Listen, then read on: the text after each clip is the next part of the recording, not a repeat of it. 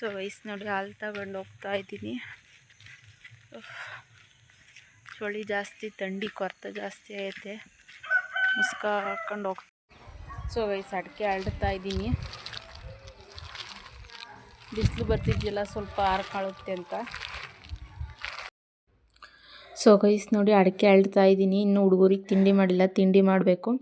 ಅಡಿಕೆ ಎಲ್ಲ ಅಳ್ಬಿಟ್ರೆ ಬಿಸಿಲು ಬರ್ತಾಯಿತ್ತಲ್ಲ, ಚೆನ್ನಾಗಿ ಒಣಗುತ್ತೆ ಅಂತಂದು. ಲಾಸ್ಟ್ ಟೈಮ್ ಅಂದರೆ ಬಿಸಿಲೇ ಇರಲಿಲ್ಲ. ಲಾಸ್ಟ್ ಟೈಮು ಗುಡ್ರ ಬರೋ ಥರ ಆಗೋದು, ಮುಚ್ಕೊಂಡಿರೋದು, ಯಾವಾಗ್ಲೂ ಬಿಸಿಲೇ ಇರಲಿಲ್ಲ. ಆ ಥರ ಏನಾದರೂ ಈ ಟೈಮ್ ಹಂಗೆ ಇದ್ದಿದ್ರೆ ಸ್ವಲ್ಪ ಒಣಗಿಸೋದು ಕಷ್ಟ ಆಗಿರೋದು.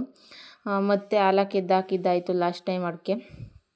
ಅದಕ್ಕೋಸ್ಕರ ಈ ಸರಿ ಚೆನ್ನಾಗಿ ಬಿಸಿಲು ಕಾಯ್ತೈತೆ. ಏನು ಆ ಥರ ಮುಚ್ಕೊಂಡಿರೋ ಥರ, ಏನು ಮೋಡ ಮುಚ್ಕೊಂಡಿರೋ ಥರ ಕಾಣಿಸ್ತಿಲ್ಲ. ಅದಕ್ಕೆ ಬೆಳಗ್ಗೆ ಬೇಗ ಎದ್ದುಬಿಟ್ಟು ಕಾಫಿ ಎಲ್ಲ ಕಾಸ್ಕೊಟ್ಟು, ಹಾಲೆಲ್ಲ ಕಾಸ್ಕೊಟ್ಬಿಟ್ಟು ಅಡಿಕೆ ಅಳ್ತಾ ಇದ್ದೀನಿ. Hi all, welcome back to Pooja Ranganath vlogs. So guys ಎಲ್ಲರೂ ಹೇಗಿದ್ದೀರಾ ಗೈಸು? ದುಷಿಗೆ ಸ್ವಲ್ಪ ಯಾಕೋ ತಲೆನೋವಂತೆ, ಒಂದೇ ಕಡೆ ತಲೆನೋವು ಬರುತ್ತಂತೆ. ಅದಕ್ಕೋಸ್ಕರ ಹಂಗೆ ಆಸ್ಪತ್ರೆಗೆ ತೋರಿಸ್ಕೊಂಬರೋಣ ಅಂತ ಹೊರಟಿದ್ದೀನಿ. ತಲೆ ಸ್ನಾನ ಮಾಡಬೇಕಿತ್ತು. ಇನ್ನೇನು ಸ್ಕೂಲ್ ವ್ಯಾನ್ ಬರೋ ಟೈಮ್ ಆಯಿತು, ಟೈಮ್ ಆಗುತ್ತೆ ಅಂತಂದು ಮೈಗೆ ಮಾತ್ರ ಸ್ನಾನ ಮಾಡ್ಕೊಂಡು ಹೊರಟಿದ್ದೀವಿ.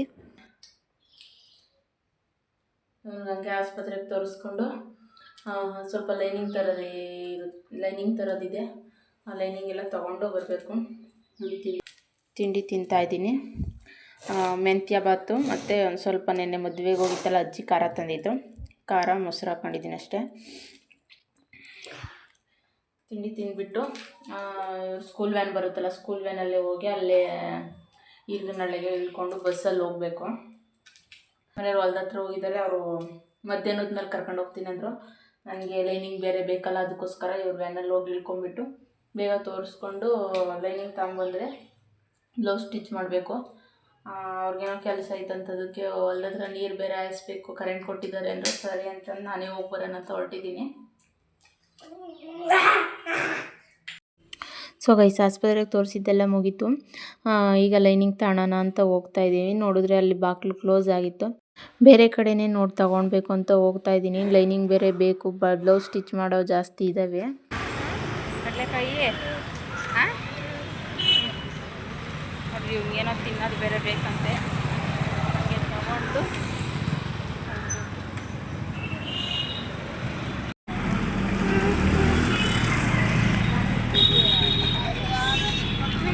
ಹೆಂಗಂಟಿ ಕಡಲೆಕಾಯಿ? ಸೇರು 30. ಯಾವುದ್ರಾಗೆ? ಅದ್ರಾಗ ಕೊಡಿ, ಇಷ್ಟು ಒಂದು ಸೇರು ಕೊಡಿ ಸಾಕು. ಬೆಟ್ಟದ ನೆಲ್ಲಿಕಾಯಿ ಇದ್ವು, ಸ್ವಲ್ಪ ಮಚ್ಚೆ ಇದ್ವು, ಚೆನ್ನಾಗಿದ್ರೆ ಅದನ್ನು ಕೂಡ ತೊಗೋಬೋದಿತ್ತು. ಅದೇ ನನ್ನ ಮಗ ಹೇಳ್ತೀನಿ, ಮಮ್ಮಿ ಇದು ತಗೋಬೇಕಂತೆ, ಹೆಲ್ತಿಗೆ ಒಳ್ಳೇದು ಅಂತಂದು. ಇಲ್ಲ ಅವ್ರ ಮ್ಯಾಮ್ ಹೇಳ್ಕೊಟ್ಟಿದ್ದಾರೆ, ಅದಕ್ಕೋಸ್ಕರ ಹೇಳ್ತಿದ್ದಾನೆ. ಹಾಗೆ ನೋಡಿ ಮಧುಗಿರಿಯಿಂದ ಬಂದು ಕೂತ್ಕೊಂಡಿದ್ದೀವಿ, ವೆಯ್ಟ್ ಮಾಡ್ತಾಯಿದ್ದೀವಿ ಬಸ್ಸಿಗೆ. ಆಸ್ಪತ್ರೆಯಲ್ಲಿ ಏನು ರಶ್ ಇರಲಿಲ್ಲ, ಬೇಗ ತೋರಿಸ್ಕೊಂಡು ಬಂದ್ವಿ. 11:15 ಬಸ್ ಇತ್ತು. ಅದು ನೋಡಿದ್ರೆ ಜಸ್ಟ್ ಮಿಸ್ ಆಯಿತು, ಹೋಯ್ತಂತೆ. ನಾವು ಬಂದು ಕೂತ್ಕೊಂಡ್ವಿ.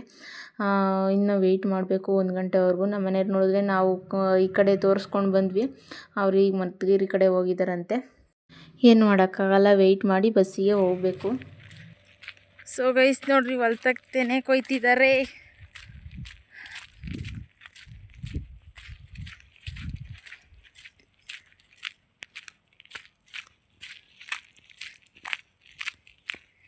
ಮಣ್ಣಾಗಿದ್ರೆ ಚಳಿ ಆಗ್ತೈತಿ. ಇಲ್ಲಿ ಬಿಸಿಲು ನೋಡಿ.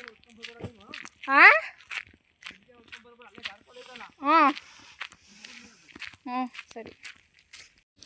ಏನಿಲ್ಲ ಅಂದರೆ ಇದರಲ್ಲಿ 3 ಡೇಸ್ ಲಾಗ್ ಇದೆ. ಯಾಕಂದರೆ ಇಮೇಲ್ ID ಪ್ರಾಬ್ಲಮ್ ಆಗಿದ್ದರಿಂದ ವಿಡಿಯೋ ಅಪ್ಲೋಡ್ ಮಾಡೋಕ್ಕಾಗ್ತಿರ್ಲಿಲ್ವಲ್ಲ, ಅದಕ್ಕೋಸ್ಕರ ವಿಡಿಯೋ ಮಾಡೋಕ್ಕೂ ಅಷ್ಟೊಂದು ಇಂಟ್ರೆಸ್ಟ್ ಇರಲಿಲ್ಲ. ಯಾವುದೂ ವಿಡಿಯೋ ಮಾಡಿರಲಿಲ್ಲ. ಅಲ್ಲೊಂದು ಕ್ಲಿಪ್ಸ್ ಮಾತ್ರ ಆ್ಯಡ್ ಮಾಡ್ಕೊಂಡಿದ್ದೆ, ಅದನ್ನು ಒಂದೇ ವಿಡಿಯೋದಲ್ಲಿ ಹಾಕ್ತಾಯಿದ್ದೀನಿ. ತೆನೆ ಕೊಯ್ತಿದ್ದಾರೆ, ಹೆಣ್ಣಾಳು ಬಂದಿದ್ದಾರೆ. ನಮ್ಮ ಮನೆಯವರೇನೋ ಎಲ್ಲೋ ಮಟನ್ ಊಟ ಐತಂತೆ, ಅದಕ್ಕೆ ಅಲ್ಲಿ ಹೋಗ್ಬೇಕಿತ್ತು ಅಂತಂದ್ರು ಬಂದರು. ತೆನೆ ವಹಿಸ್ಕೊಳೋರು ಯಾರೂ ಇರಲ್ವಲ್ಲ, ಅಜ್ಜಿ ಕೈಲಾಗಲ್ಲ ಚೀಲ ಹಿಡ್ಕೊಳಕ್ಕೆ, ಅದಕ್ಕೋಸ್ಕರ ನನ್ನ ಕರ್ಕೊಂಬಂದರು. ಸ್ವಲ್ಪ ನಾನು ಅಲ್ಲಿ ಹೋಗಿ ಬರೋವರೆಗೂ ಇಲ್ಲಿ ಚೀಲ ಹಿಡ್ಕೊಂಡು, ಮತ್ತು ಇಲ್ಲಿ ನೀರೇನೋ ತಿರುವಾಕಿದ್ದಾರಂತೆ ರೇಷ್ಮೆಗೆ. ಅದೊಂದು ಹತ್ರ ತಿರುವಾಕಿದ್ರೆ ಸಾಕು, ಒಂದಷ್ಟು ದೂರ ಕಾಣುತ್ತೆ. ಒಂದು ಅರ್ಧ ಗಂಟೆ 1 ಗಂಟೆ ಬಿಟ್ಟು ಬಂದುಬಿಟ್ಟು ಮತ್ತೆ ಇನ್ನೊಂದು ಕಡೆ ತಿರುವಾಕೋದಷ್ಟೇ.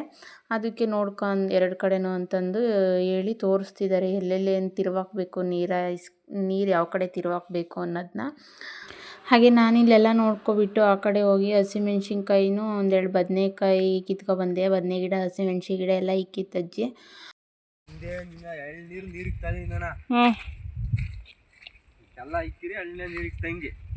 ಚೆನ್ನಾಗಿ ಚಿಗುರೈತೆ ಹೇಳು, ಚೆನ್ನಾಗಿ ಚಿಗುರೈತೆ. ಅವನ್ನ ಕಿತ್ಕೊಂಡು ಬರೋಣ ಅಂತಂದು ಹೋಗಿದ್ದೆ.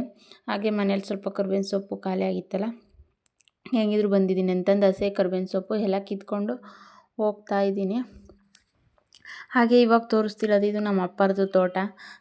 ನಾನು ಯಾವಾಗೂ ಮನೆಯಲ್ಲೇ ಇರ್ತೀನಲ್ಲ, ಕೆಲಸಗಳು ಮನೆಯಲ್ಲೇ ಜಾಸ್ತಿ ಇರ್ತವೆ, ಹೊಲ್ದ ಹತ್ರ ಏನು ಹೋಗೋದಿಲ್ಲ. ಅದಕ್ಕೋಸ್ಕರ ಹೋದಾಗ ಹೇಳ್ತಿರುತ್ತೆ, ಫೋಟೋ ವೀಡಿಯೋ ಮಾಡ್ಕೊಬಂದೆ ನಮ್ಮ ಹೊಲ್ದಾಗೆ ತೋಟದ್ದೆಲ್ಲನ ಅಂತಂದು. ನಾನು ಏನಕ್ಕೋ ಬಂದಿರ್ತೀನಿ, ವೀಡಿಯೋ ಆ ಕಡೆ ಏನು ಹೋಗಿರಲ್ವಲ್ಲ, ವೀಡಿಯೋ ಮಾಡಿರಲ್ಲ, ಅದಕ್ಕೆ ಇವಾಗ ಮಾಡ್ತಾಯಿದ್ದೀನಿ. ನೋಡ್ಕೊಳ್ಳಪ್ಪ ವೀಡಿಯೋದಲ್ಲಿ ತೋಟ ಎಲ್ಲ ಯಾವ ಥರ ಕಾಣಿಸ್ತಾ ಇದೆ ಅಂತಂದು ಯಾವಾಗಲೂ ವೀಡಿಯೋ ಮಾಡ್ಕೊವ ಅಂತ ಹೇಳ್ತಿರ್ತಿಲ್ಲ, ಅದಕ್ಕೆ ಇವತ್ತು ವೀಡಿಯೋ ಮಾಡ್ಕೊಂಬಂದಿದ್ದೀನಿ. ನೋಡಿ ಏನೋ ಹುಳ ತಿಂತೈತೆ. ಹುಳ ಮಾಮೂಲಿ ಇರ್ತವೆ.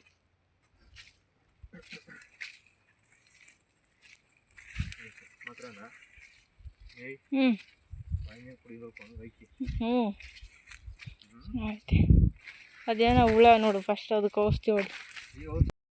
ಸೊ ವಯಸ್ಸಿನವ್ರಿ ಕರಿಬೇವಿನ ಸೊಪ್ಪು ಕಿತ್ಕೊಬಂದೇನಲ್ಲ, ಇದು ನಾಟಿ ಸೊಪ್ಪು. ನಮ್ಮ ಮನೇಲಿ ಇದು ಈ ಕಡೆ ಇದೆ, ಬಾವಿ ಕಡೆಗೆ. ಇವ್ರು ಯಾರೂ ಕಿತ್ಕೊಬರೋದಿಲ್ಲ, ಅದಕ್ಕೆ ನಾನು ಬಂದರೆ ಮಾತ್ರ ಇದನ್ನು ಕಿತ್ಕೊಂಬರ್ತೀನಿ. ಹಾಗೆ ನೋಡಿ ಎಲ್ಲ ಹೆಣ್ಣಾಳೆಲ್ಲ ಬಂದಿದ್ದಾರೆಲ್ಲ, ತೆನೆ ಕೊಯ್ತಿದ್ದಾರೆ. ಇಲ್ಲೂ ರೇಷ್ಮೆ ಇದೆ ಸ್ವಲ್ಪಂದು. ಈ ಕಡೆ ಸ್ವಲ್ಪ ಜಾಗ ಇತ್ತಲ್ಲ, ರೇಷ್ಮೆ ಹಾಕಿರಲಿಲ್ಲ, ಅದಕ್ಕೆ ರಾಗಿ ಹಾಕಿದ್ದಾರೆ. ಈ ಕಡೆ ಪೂರ್ತಿ ಇಲ್ಲಿಂದ ಕೆಳಕಾನ ಏಕಾನು ರೇಷ್ಮೆನೇ ಇರೋದು. ತೋಟ ತೋರಿಸಿದ್ನಲ್ಲ ನಮ್ಮಪ್ಪರದು, ಅಲ್ಲಿವರೆಗೂ ರೇಷ್ಮೆ ಇದೆ. ಇದು ನೋಡಿ, ಈ ಕಡೆ ರಾಗಿ ಹಾಕಿರೋ ಕಡೆ ಕಾಲೆ ಹೆಂಗೆ ಒಣಗಿರೋ ಥರ ಕಾಣಿಸ್ತಿದೆ. ಈ ಕಡೆ ಆಗಲೇ ರೇಷ್ಮೆ ಹಾಕಿರೋದ್ರಿಂದ ಎಷ್ಟು ಹಚ್ಚಗೆ ಹಸಿರು ಕಾಣಿಸ್ತಾ ಇದೆ. ಹಚ್ಚ ಹಸಿರಾಗಿದ್ರೆ ಅದು ನೋಡೋಕ್ಕೆ ಚಂದವಲ್ಲ.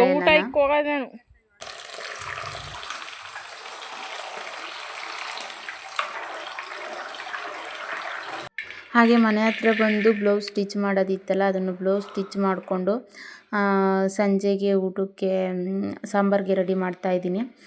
ಒಂದು ಸ್ವಲ್ಪ ಅವರೆಕಾಳು ಅಜ್ಜಿ ಊರಿಗೆ ಹೋಗಿದ್ರಲ್ಲ, ನಮ್ಮ ದೊಡ್ಡಮ್ಮರು ಕೊಟ್ಟು ಕಳಿಸಿದ್ರಂತೆ. ಅಂದರೆ ನಮ್ಮ ಅಜ್ಜಿರ ತಮ್ಮರ ಇದ್ದಾರಲ್ಲ, ಅವರು ಸಪ್ನೀರಿಗೆ ಅಂತಂದು ರೆಡಿ ಮಾಡ್ತಾಯಿದ್ದೀನಿ.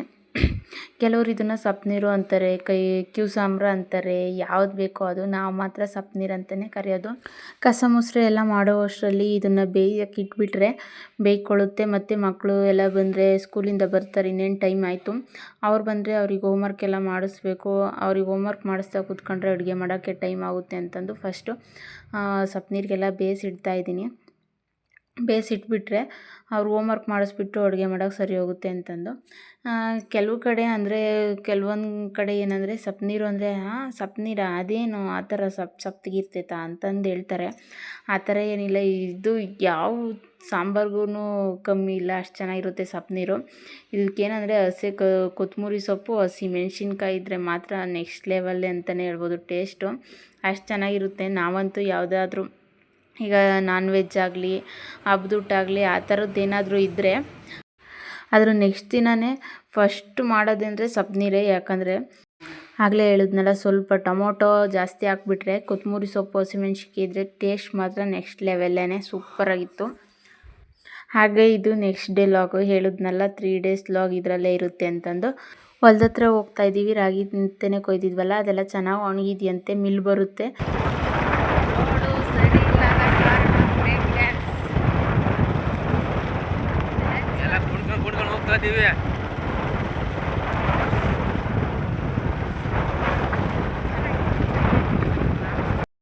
ರಾಗಿ ಮಿಲ್ಲಾಗಲಿ, ಯಾವುದೇ ಮಿಷಿನರಿ ಕೆಲಸಗಳಾಗಲಿ ಜನ ಇದ್ರೇ ಬೇಗ ಕೆಲಸ ಸಾಗೋದು.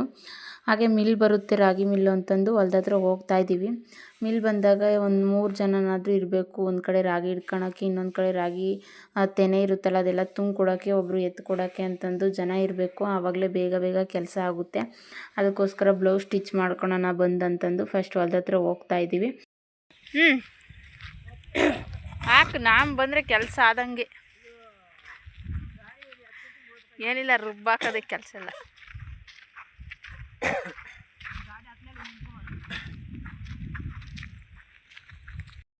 ಈ ಕಡೆ ತೋಟದ ಕಡೆ ಬಂದಿರಲಿಲ್ಲ, ಬರೀ ಆ ಕಡೆ ರೇಷ್ಮೆ ನೋಡ್ಕೊಂಡು ಆ ಕಡೆ ಹಂಗೆ ಹೋಗೋದೇ ಆಗಿತ್ತು. ಅದಕ್ಕೋಸ್ಕರ ಇವತ್ತು ಮಿಲ್ಲಿನ ಫೋನ್ ಮಾಡಿದರು, ಮಿಲ್ಲಿನ ಒಂದು ಅರ್ಧ ಗಂಟೆ ಲೇಟು ಅಂದರು.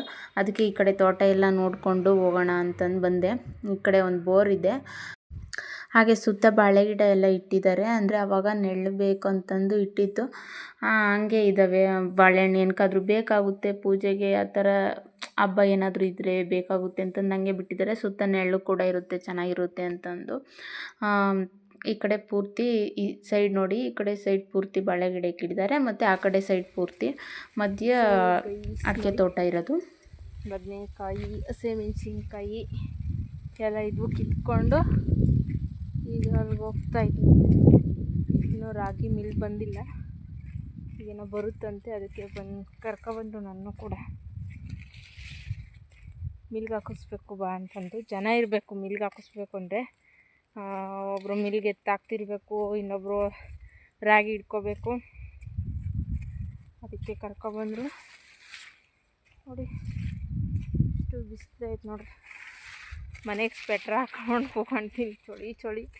ಇಲ್ಲಿ ನೋಡ್ರಿ ಎಷ್ಟೊಂದು ಬಿಸಿಲಿದೆ ಅಂತ. ಊಟ ಮಾಡಾಯ್ತಂತೆ. ನಮ್ಮ ತಾತಂಗೆ ಅಂತಂದು ಊಟ ಕೊಟ್ಟು ಕಳಿಸಿದ್ವಿ, ಊಟ ಮಾಡಿಲ್ವಂತೆ. ಅದಕ್ಕೆ ಈಗ ಕೊಡು ಅಂತ ಹೇಳಿದ್ರು. ಕೇಳಿದೆ ನಮ್ಮ ತಾತನ, ಊಟ ಮಾಡಿದ್ದೀನಿ ಅಂತ. ಅದಕ್ಕೆ ಹೇಳ್ತಾ ಇದ್ದೀನಿ ಊಟ ಮಾಡಿದ್ಯಂತೆ ಅಂತಂದು. ಗೈಸ್ ನೋಡಿ, ಶೆಡ್ಡು ತೊಳಿತಾ ಇದ್ದೀವಿ ನೋಡಿ. ಇದು ಅಟ್ಟ ಇನ್ನೇನು ಹುಳ ಬರ್ತಾವಂತೆ, ಅದಕ್ಕೋಸ್ಕರ ಶೆಡ್ಡೆಲ್ಲ ಕ್ಲೀನ್ ಮಾಡಿಬಿಟ್ರೆ, ಹುಳ ಬರೋದ್ರಷ್ಟರಲ್ಲಿ ಶೆಡ್ಡೆಲ್ಲ ಕ್ಲೀನ್ ಮಾಡಬೇಕು ನೋಡಿ. ಎರಡು ಕಡೆನೂ ಅಟ್ಟ ಹಾಕಿದ್ದಾರೆ, ಅಂದರೆ ಮಧ್ಯೆ ಜಾಗ ಬಿಟ್ಕೊಂಡು ಆ ಕಡೆ ಈ ಕಡೆ ಅಟ್ಟ ಹಾಕಿದ್ದಾರೆ. ಮಧ್ಯೆ ಓಡಾಡೋಕ್ಕೆ ಸೊಪ್ಪು ಅದೆಲ್ಲ ಹಾಕೋಕ್ಕೆ ಅಂತಂದು ಜಾಗ ಬಿಟ್ಕೊಂಡಿದ್ದಾರೆ.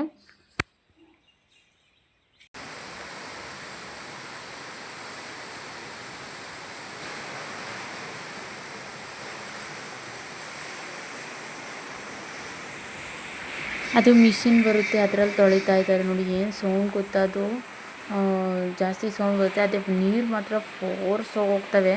ಏನು ಪರ್ಕೆಗೆ ತೊಗೊಂಡು ಗುಡಿಸೋ ಅಂಥದ್ದೇನಿಲ್ಲ, ಸುಮ್ಮನೆ ನೀರು ಉಳಿದ್ರೆ ಸಾಕು ನೋಡಿ. ಅಷ್ಟು ಯಾವ ಥರ ನೊರೆ ಎಲ್ಲ ಬಿಟ್ಕೊಂಡುತ್ತೆ ಅದರಲ್ಲಿ. ಪೌಡ್ರೆಲ್ಲ ಕೊಡವಿರ್ತಾರಲ್ಲ ಹುಳಿಗೆ, ಅದ್ರದ್ದೆಲ್ಲ ಬಿದ್ದಿರುತ್ತೆ, ಅದ್ರದ್ದು ನೊರೆ ಎಲ್ಲ ಎದ್ದಾಳ್ತಿದ್ದೆ ನೋಡಿ. ಎಷ್ಟು ನೀಟಾಗಿ ಕ್ಲೀನ್ ಆಗುತ್ತೆ ಅಂದರೆ, ಅದು ಫೋರ್ಸಾಗಿ ಬರುತ್ತಲ್ಲ ನೀರು, ಅದಕ್ಕೆ ನೀಟಾಗಿ ಕ್ಲೀನ್ ಆಗ್ತವೆ. ಈ ಕಡೆ ಎಲ್ಲ ಕ್ಲೀನ್ ಆಯಿತು. ಇವಾಗ ಆ ಕಡೆಯಿಂದ ಕ್ಲೀನ್ ಮಾಡ್ಕೊಂಬರ್ತಿದ್ದಾರೆ. ರೇಷ್ಮೆ ಮೇಯಿಸ್ತಿದ್ದೀವಿ ಅಂದರೆ ಎಳೆ ಮಕ್ಕಳನ್ನ ಮನೆಗೆ ಯಾವ ಥರ ಸಾಕ್ತೀವಿ ನೋಡಿ, ಅದೇ ಥರ ನೀಟಾಗಿ ಮೇಂಟೈನ್ ಮಾಡಬೇಕು. ಇವಾಗ ಬಾಣ್ತಿ ಮನೆ ಅಂದರೆ ಕ್ಲೀನಾಗಿ ಯಾವ ಥರ ಇರ್ತೀವಲ್ಲ, ಅದೇ ಥರ.